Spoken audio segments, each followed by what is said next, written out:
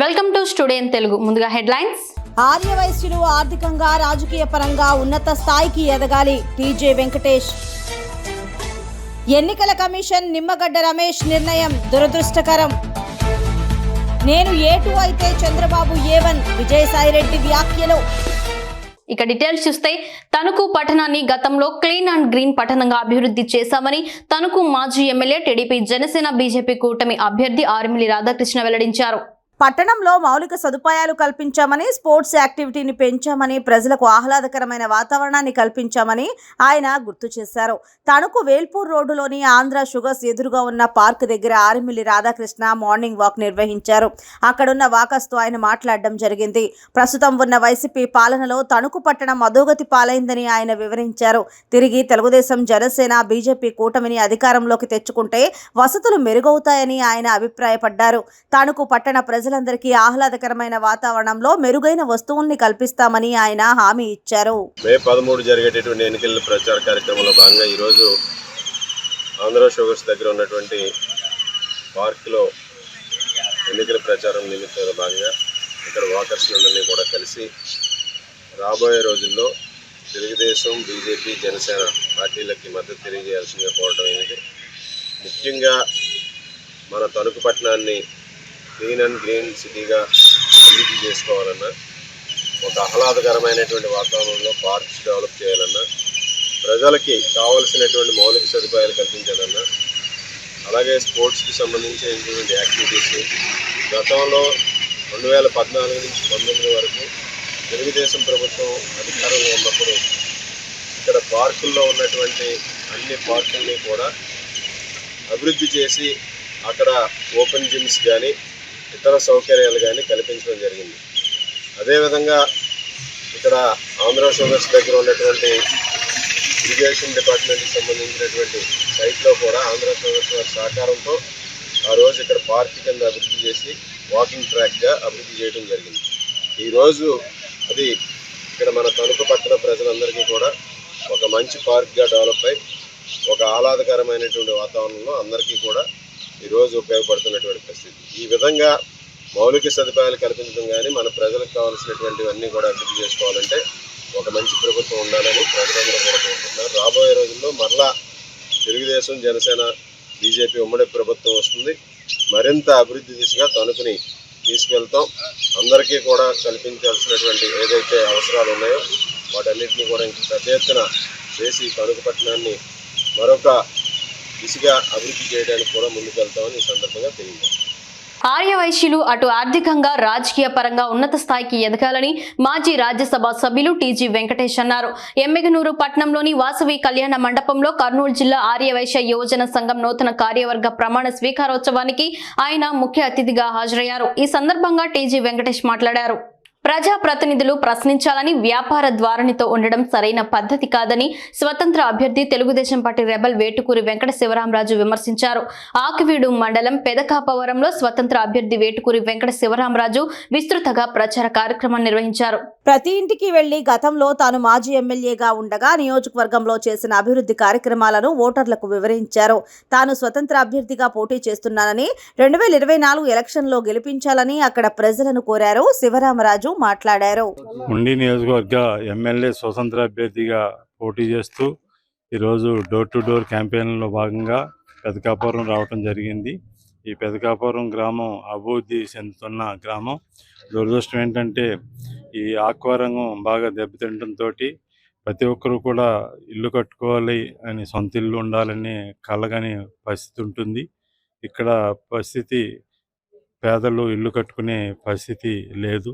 Aqua రంగం కుదేలవటంతో రైతులు, కౌలు రైతులు, మన కార్మికులు అందరూ కూడా ఒత్తిడికి, నష్టాల్లో, కష్టాల్లో ఉన్నారు.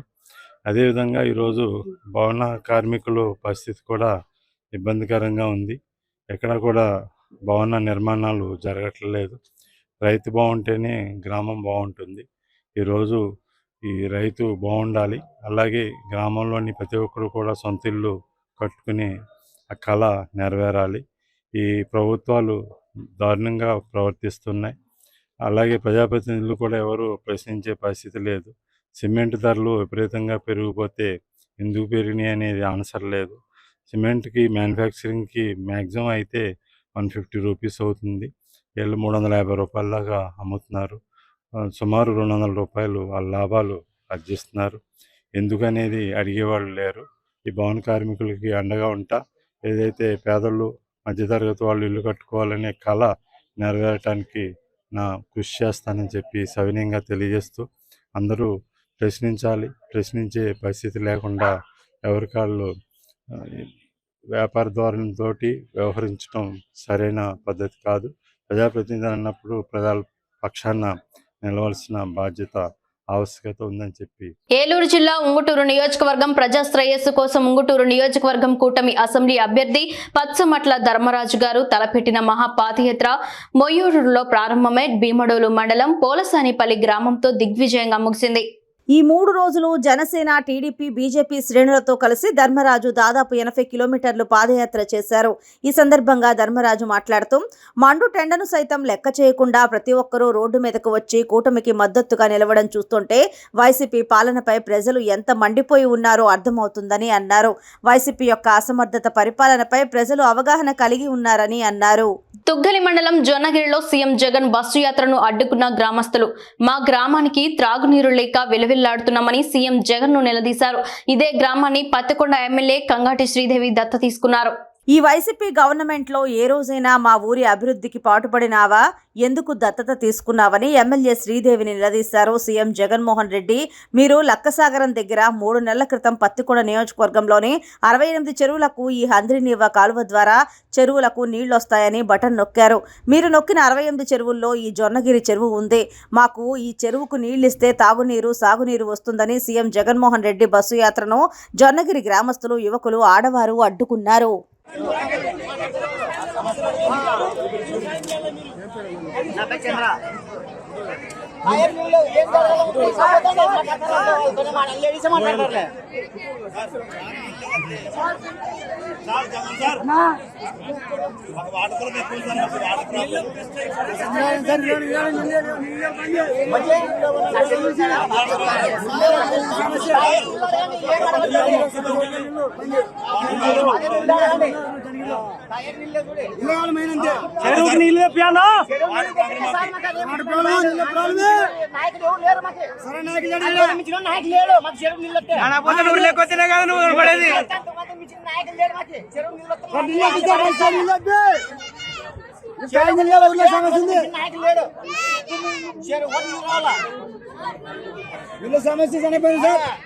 అధికారంలోకి రాబోయేది మన ప్రభుత్వమేనని, నేను రాగానే ఫస్ట్ షాదీ మంజిల్లో ఉన్న రేట్లను తగ్గించి ముస్లిం సోదరులకి అందుబాటులోకి తీసుకువస్తానని మాజీ మంత్రి, Nellore city TDP in-charge doctor Ponguru Narayana హామీ ఇచ్చారు. సార్వత్రిక ఎన్నికల ప్రచారంలో భాగంగా ఆయన నెల్లూరు నగరం 42వ డివిజన్లోని జెండా వీధిలోని మినీ ఫంక్షన్ హాల్ తదితర ప్రాంతాల్లో స్థానిక నాయకులు, కార్యకర్తలతో కలిసి పర్యటించారు. ముందుగా నారాయణకి ప్రజలు, ముస్లిం సోదరులు ఘన స్వాగతం పలికారు. డివిజన్లోని ప్రతి ఇంటికి వెళ్లి వారి సమస్యలను అడిగి తెలుసుకున్నారు. మీ సమస్యలన్నింటినీ నేను అధికారంలోకి రాగానే ఖచ్చితంగా పరిష్కరిస్తానని వారికి హామీ ఇచ్చారు. అనంతరం డాక్టర్ పొంగూరు మీడియాతో మాట్లాడారు. 42వ డివిజన్లో 100 బూతుల యాక్చువల్గా ప్రచారాన్ని డోర్ టు డోర్ ప్రారంభించాం. ప్రజల స్పందన అనూహ్యంగా ఉంది. దానికి కారణం ఏంటంటే తెలుగుదేశం ప్రభుత్వం 2014 నుంచి 19 దాకా ముస్లిం సోదరులకు అనేకమైన సంక్షేమ పథకాలు, డెవలప్మెంట్ పథకాలు చేయడం జరిగింది. డెవలప్మెంట్ పథకాలు తీసుకుంటే మీ అందరికీ తెలిసిందే. ఒకటి బారా షాహీద్ దర్గా, అది ఎంతో పవిత్రమైంది. 400 సంవత్సరాల పైగా చరిత్ర కలిగింది. ఇక్కడికి కేవలం నెల్లూరు సిటీ ప్రజలు, నెల్లూరు రూరలే కాకుండా, నెల్లూరు జిల్లా ప్రజలే కాకుండా, పక్క జిల్లాల ప్రజలే కాకుండా, ఇతర రాష్ట్రాల నుంచి, అంతేకాకుండా ఈ కువైట్, దుబాయ్ నుంచి ఎంతోమంది యాక్చువల్గా ఆ రొట్టెల పండుగకు వస్తుంటారు. అలాంటి రొట్టెల పండుగ జరిగే ప్లేస్లో ఆ రోజు 2014లో చూస్తే ఆ ఏరియా అంతా భయంకరంగా ఉండేది. అక్కడే యూరిన్, అక్కడే టాయిలెట్, ఆ నీళ్ళలోనే. అలాంటిది 2014లో దాన్ని అద్భుతంగా తీర్చిదిద్దాం. ఆ సంవత్సరం 4 లక్షలు ఇచ్చారు. బట్ ఎవ్రీ 2015కి, 16కి, 17కి, 18కి డెవలప్ చేసుకుంటూ వచ్చాం. చక్కగా ఘాటు కట్టాం, మంచి ఘాటు రోడ్లు వేసాం. అక్కడ కమ్యూనిటీ హాల్ లాంటిది కట్టాం. పర్మనెంట్ టాయిలెట్స్ ఏర్పాటు చేసాం. ఇవన్నీ ఏర్పాటు చేసినందువల్ల 2019 బారా షాహిద్ దర్గా రొట్టెల పండుగకి 20 లక్షల మంది వచ్చారు. 2004లో చిన్నపిల్లలు వచ్చేవాడు కాదు, తల్లిదండ్రులు చెప్పేవాడు మా పిల్లలు ఒకసారి వస్తే రెండోసారి అక్కడికి వచ్చేవాడు కాదండి. ఎందుకని అంటే ఆ యొక్క వాతావరణ ఎన్విరాన్మెంట్ చూసి. అదే ఎన్విరాన్మెంట్ ఎప్పుడైతే పరిసర ప్రాంతాలను డెవలప్ చేసామో 2019కి 20 లక్షల మంది యాక్చువల్గా భక్తులు రావటం జరిగింది.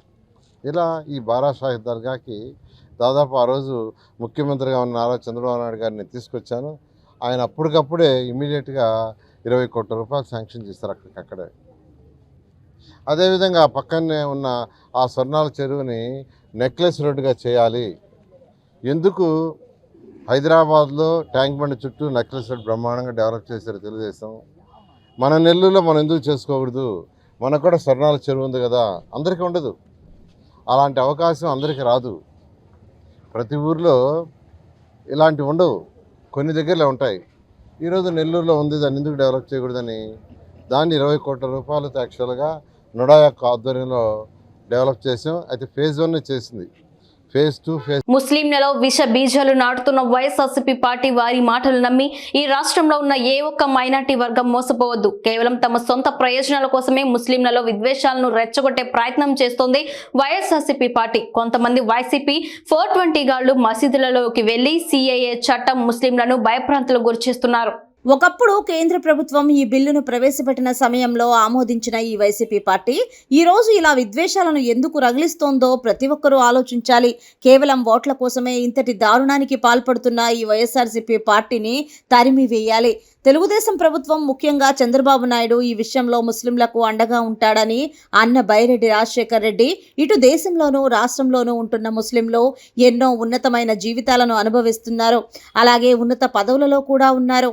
ఏ దేశంలో లేనటువంటి స్వేచ్ఛ మన ముస్లింలకు ఉంటే వైఎస్ఆర్సీపీ 420 గాళ్లు మరియు దొంగలు వారి ప్రార్థనా స్థలాలైన మసీదుల్లోకి వెళ్లి ఇలా సిఏఏపై దుష్ప్రచారం చేస్తున్న వారికి సరైన గుణపాఠం చెప్పాలని ఈ జగన్ ప్రభుత్వాన్ని గద్దె దింపి ముస్లింలకు రక్షణ కల్పిస్తామని టీడీపీ పార్టీ తరపున హామీ ఇస్తున్నామని అన్నారు.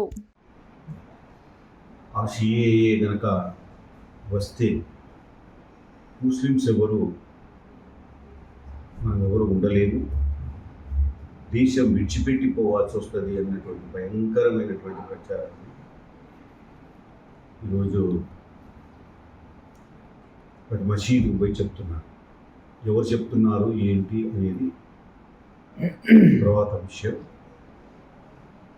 దాదాపుగా ఎక్కడైతే మైనార్టీస్ ఎక్కువగా ఉన్నారో ఎక్కడైతే మసీదులు ప్రార్థన కోసం పెట్టినటువంటి మసీదులు ఉన్నాయో దానిలోకి వెళ్ళి తప్పుడు ప్రచారాన్ని ఈరోజు చేస్తూ ఉన్నాం. ఎన్నికలలో మైనార్టీల మద్దతు కూడగొట్టేదానికి వాళ్ళను మరి ఈ రకంగా భయభ్రాంతులకు గురి చేసి ఈ సిఏఏ వల్ల మీ అందరికీ నష్టం జరుగుతుంది, ఈ దేశము విడిచిపెట్టిపోవాల్సి వస్తుంది. ఇన్ని కోట్ల జనాభా ఉన్నటువంటి ఈ భారతదేశంలో ముస్లింలు, హిందువులు అంతా ఒకటిగా జీవిస్తూ ఉన్నాం. ఎవరి పనులు వాళ్ళు చేసుకుంటున్నారు. ఇళ్ళల్లో వ్యవసాయదారులు ఉన్నారు, ముస్లిమ్స్లో వ్యాపారస్తులు ఉన్నారు. అదే రకంగా మరి అన్ని రంగాలలో ఉన్నటువంటి వాళ్ళు ఈ దేశంలో మరి రాజ్యాంగపరంగా అందినటువంటి మరి హక్కులు ఏవైతే ఉన్నాయో చాలా సుఖంగా ఉన్నారు వాళ్ళంతా కూడా. పాకిస్తాన్లో ఉన్నటువంటి ముస్లింల కంటే, వేరే దేశాల్లో బంగ్లాదేశ్లో ఉన్న ముస్లింల కంటే భారతదేశంలో ఉన్నటువంటి ముస్లిమ్స్ కష్టపడిన వాడు అందరూ కాదు, కష్టపడి వ్యాపారం చేసుకొని అక్కడ వ్యవసాయం చేసుకొని ఎంతోమంది సాఫ్ట్వేర్ ఇంజనీర్స్, ఎంతోమంది కలెక్టర్లు అయ్యారు, ఎంతోమంది చాలా ఉన్నత పదవుల్లో కూడా వచ్చారు.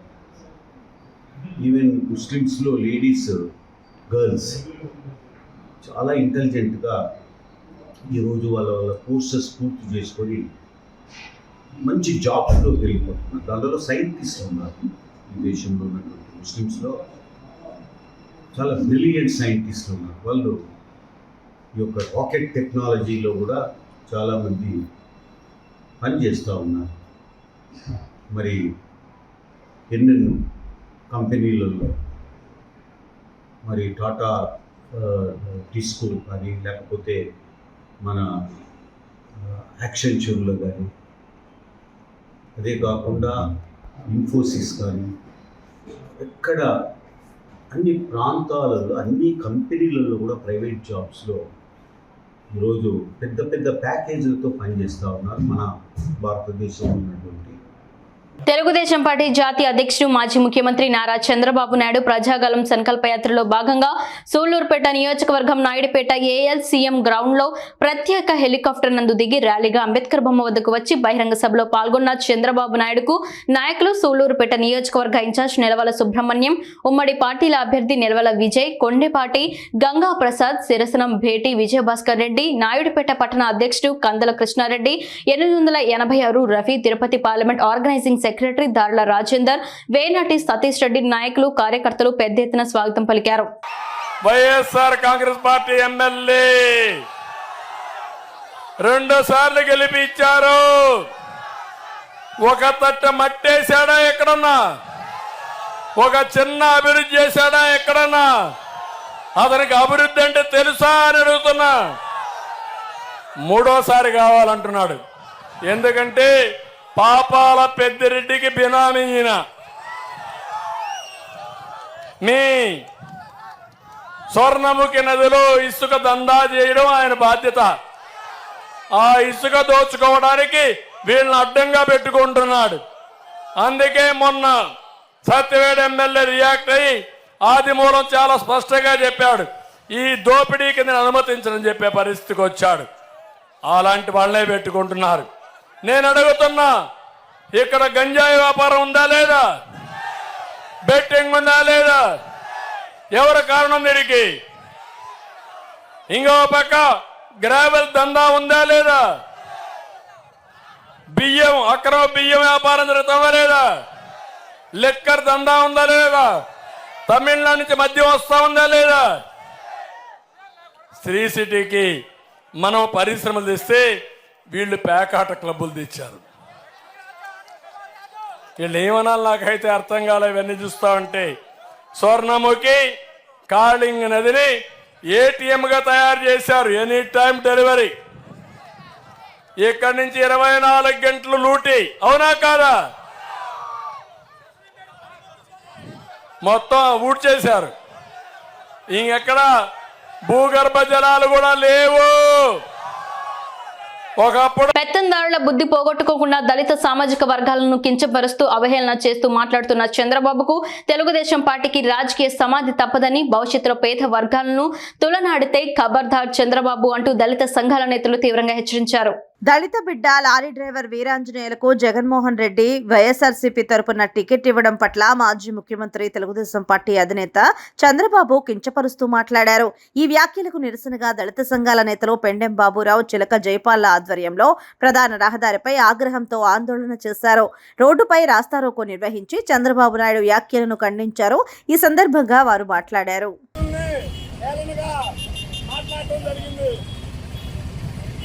అంటే ఒక టిప్పర్ డ్రైవరు ఎంఏ చదువుకొని చంద్రబాబు నాయుడు టైంలోనే ఉద్యోగం రావాల్సింది.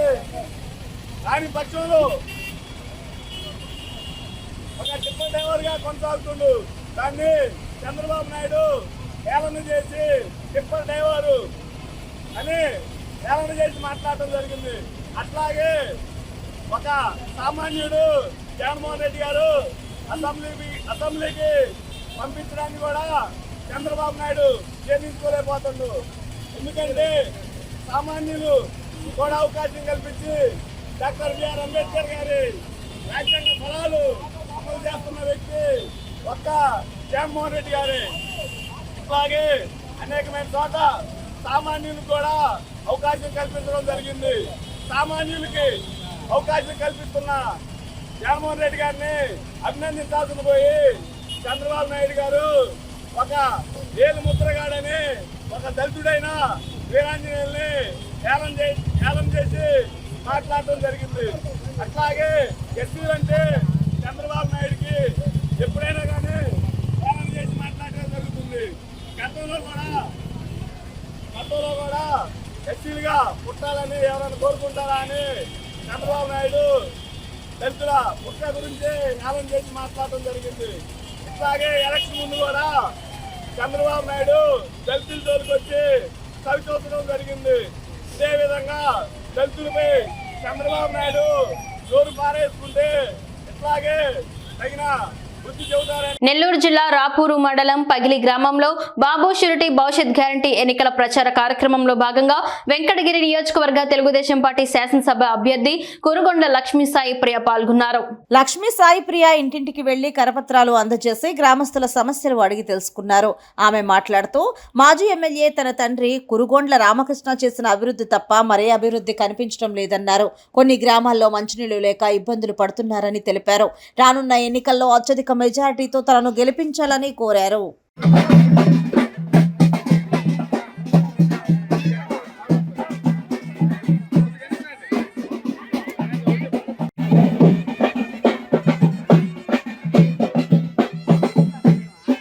మండల కేంద్రంలోని జామియా మసీదులో శనివారం ముస్లిం సోదరులు ఏర్పాటు చేసిన ఇఫ్తార్ విందు కార్యక్రమంలో ఆత్మకూరు నియోజకవర్గం శాసనసభ్యులు మేకపాటి విక్రమ్ రెడ్డి పాల్గొన్నారు.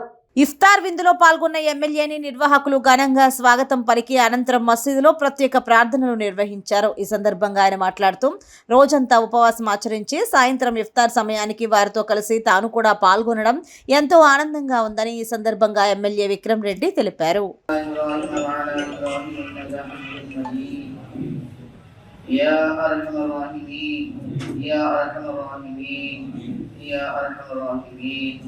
اللهم العفو فاعف عنا اللهم اغفر لنا وللمؤمنين والمؤمنات والمسلمين والمسلمات.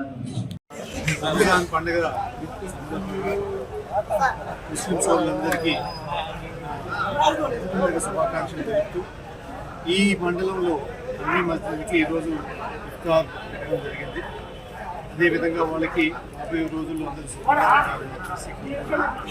వాళ్ళు కూడా వచ్చే ఎలక్షన్లో మళ్ళీ వైఎస్ఆర్ పార్టీని గెలిపించాలని చెప్పి, ఎందుకంటే వాళ్ళ క్షేమం అంతా వైఎస్ జగన్మోహన్ రెడ్డి వల్లే జరుగుతుంది. వాళ్ళ నాన్న టైంలో ఉన్నప్పుడు వాళ్ళ కోసం రిజర్వేషన్ తీసుకొచ్చిన ఘనత వాళ్ళకే ఉంది. కాబట్టి వాళ్ళు మంచి కానీ క్షేమం కానీ కోరుకునే ముఖ్యమంత్రి వైఎస్ జగన్మోహన్ రెడ్డి.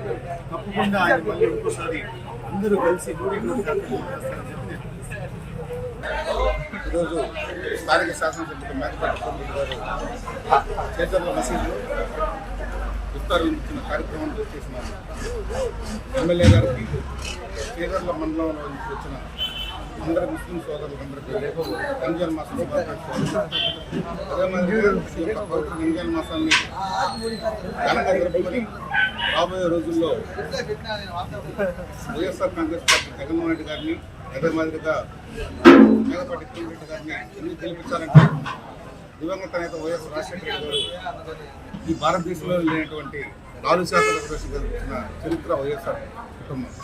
కాబట్టి దాని అందరూ ముస్లిం సోదరులందరూ గమనించుకొని వైఎస్ఆర్ కాంగ్రెస్ పార్టీ మేకపాటి విక్రమ్ రెడ్డి గారిని నేను A2 అయితే చంద్రబాబు A1 అని నెల్లూరు వైసీపీ ఎంపీ అభ్యర్థి విజయసాయిరెడ్డి అన్నారు. టీడీపీ నైతిక విలువలు లేని పార్టీ అని, అందుకే బీజేపీతో పొత్తు పెట్టుకుందని విమర్శించారు. వైసీపీలో అందరినీ గుర్తు పెట్టుకుంటామని, అందరికీ తగిన స్థానం ఉంటుందన్నారు. విదేశాలకు తరలించడం వల్ల ఇక్కడ సొమ్ము, ఇక్కడ ఆస్తులన్నీ కూడా విదేశాలకు పోయి అక్కడ ఆయన ఆస్తులు మెయింటైన్ చేయడంలో అర్థమేముందో నాకైతే తెలియట్లేదు. చంద్రబాబు నాయుడు నేను A2 అయితే చంద్రబాబు నాయుడు A1 చాలా కేసుల్లో.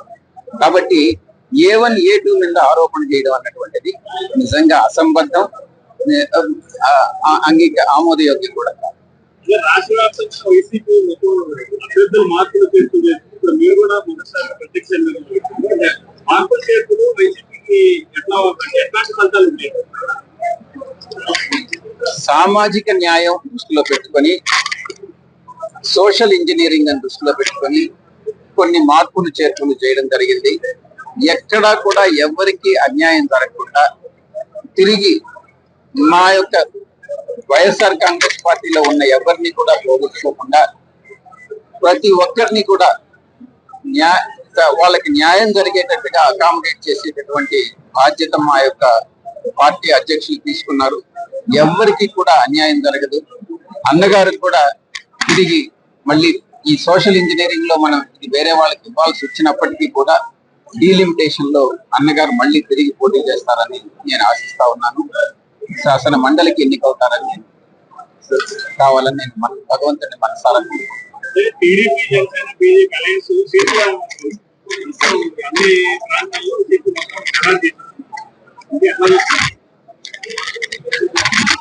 తెలుగుదేశం పార్టీ గత 1982 నుంచి కానీ చూస్తే ఎన్టీ రామారావు సత్తెనపల్లిలో మంత్రి అంబటి రాంబాబు మీడియాతో మాట్లాడుతూ ఎన్నికల కమిషన్ నిమ్మగడ్డ రమేష్ నిర్ణయం దురదృష్టకరమని అన్నారు. వాలంటీర్స్ ద్వారా పెన్షన్ తీసుకుంటున్న వారిని ఇబ్బంది పెట్టాలనే ఆలోచన మాత్రమేనని అన్నారు.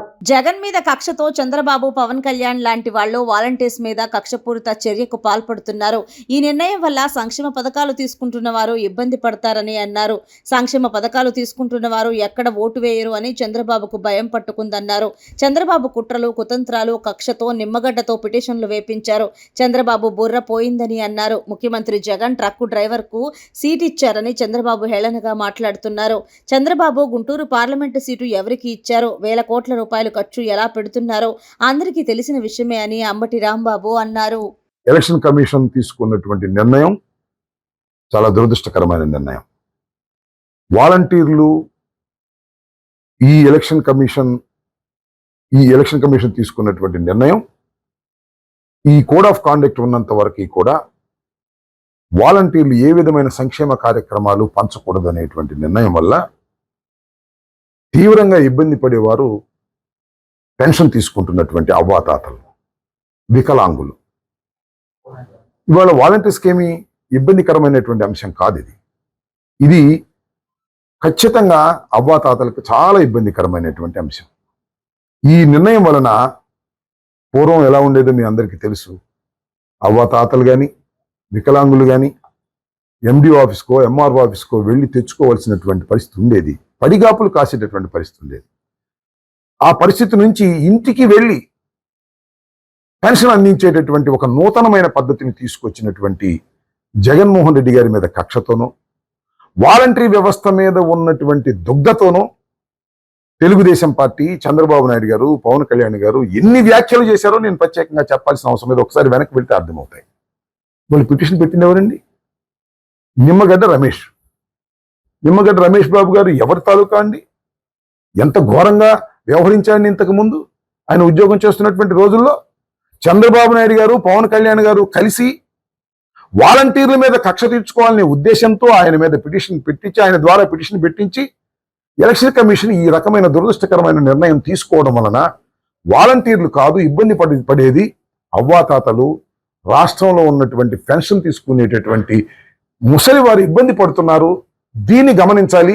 చంద్రబాబు నాయుడు గారు కక్షపూరితంగా ఈ కార్యక్రమాలు చేయించుతున్నాడనే విషయాన్ని దయచేసి ప్రజలు, ముఖ్యంగా అవ్వాతాతలు, వికలాంగులు గమనించాలి, వీడియోస్ గమనించాలని కూడా ఈ సందర్భంగా నేను మనవి చేస్తున్నాను. ఇప్పటికైనా ఎన్నికల కమిషన్ తమ నిర్ణయాన్ని పునరాలోచించుకోవాల్సినటువంటి అవసరం ఉంది. ఇది రాష్ట్రంలో ఉన్నటువంటి ప్రజలకు ఇబ్బంది కలిగేటటువంటి పరిస్థితి ఏర్పడుతుందనే విషయాన్ని ఎన్నికల కమిషన్ ఇప్పటికైనా గమనించి తమ నిర్ణయాన్ని పునరాలోచించుకోవాల్సినటువంటి అవసరం ఉందని నేను భావిస్తున్నాను. ఇది వాలంటీర్ వ్యవస్థ మీద కక్ష అని అనుకుంటున్నారేమో, కాదు. ఇది పెన్షన్లు తీసుకుంటున్నటువంటి వారి మీద కక్షతో చంద్రబాబు నాయుడు గారు ఈ విధంగా ప్రవర్తిస్తున్నాడు. ఈ ఎలక్షన్ కోడ్ ఉన్నంత వరకు కూడా, కోడ్ ఆఫ్ కాండక్ట్ ఉన్నంత వరకు కూడా పాపం నెలలో 2 నెలల్లో రేపు 1వ తారీఖున మరి అవ్వాతాతలు, వికలాంగులు వీళ్ళందరూ కూడా పెన్షన్ తీసుకోవాలి. ఎక్కడికి వెళ్ళి తీసుకోవాలి? ఆల్టర్నేటివ్ ఏముంది? వార్తలు ముగించే ముందు హెడ్లైన్స్ మరోసారి. ఆర్యవైశ్యులు ఆర్థికంగా, రాజకీయ పరంగా ఉన్నత స్థాయికి ఎదగాలి. టీజీ వెంకటేష్. ఎన్నికల కమిషన్ నిమ్మగడ్డ రమేష్ నిర్ణయం దురదృష్టకరం. నేను A2 అయితే చంద్రబాబు A1. విజయసాయిరెడ్డి వ్యాఖ్యలు. టుడే ఇన్ తెలుగు న్యూస్ ఇంతటితో సమాప్తం. తిరిగి రేపటి బులెటిన్లో మళ్ళీ కలుసుకుందాం. అంతవరకు సెలవు. నమస్కారం.